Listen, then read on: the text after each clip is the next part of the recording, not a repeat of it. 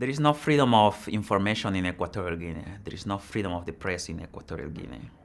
There is one radio and TV station owned by the government, which only publishes information that is positive about the government. So it's basically a propaganda machine. And there is one radio and TV station owned by the son of the president, which basically publishes, produces information that is positive about the son. And that's it. We know that CPDS, Convergence for Social Democracy, the political party in the opposition with more support inside the country, at one point tried acquire the equipment to open its own radio station so it could reach the people. Within a day of that being known, the military went to their offices and destroyed the whole office looking for that radio station. They couldn't find it, so right now nobody knows where that piece of equipment is. Equatorial Guinea, in terms of news, is very isolated from the rest of Africa. It's the only Spanish-speaking country in sub-Saharan Africa.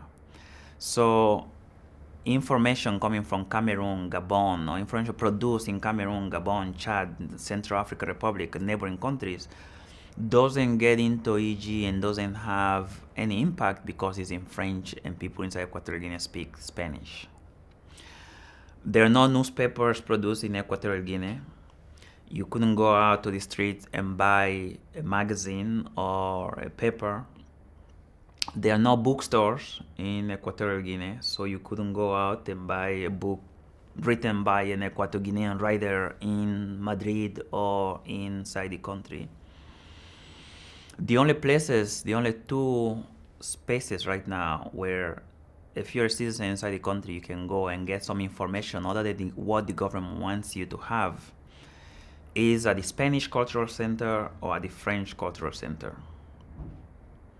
We are still pushing the U.S. Embassy in the country, or the U.S. Ambassador and State Department, to open a U.S. Cultural Center, to open a democracy center rather.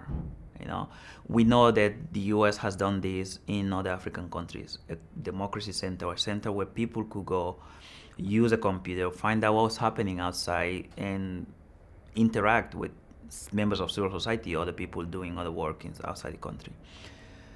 Sadly, that hasn't happened yet.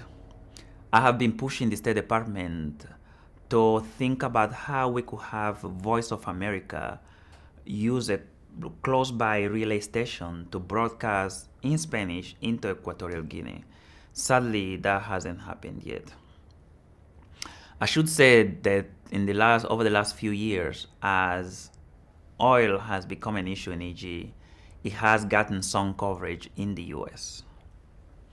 There are a few key journalists, people like Ken Silverstein, people like Peter Maas and others who periodically have written about the corrosive system that we have in Equatorial Guinea.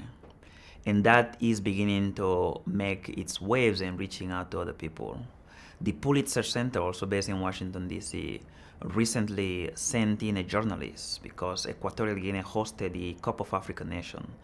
And as a result of these journalists going in and coming out with photos and material, some news is getting out. So little by little, news is getting out, and the U.S. is being a friendly ally in that process.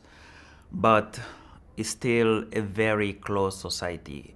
Center for the Committee to Protect Journalists still lists Equatorial Guinea, I believe, as the third or fourth most closed society where you don't have independent media.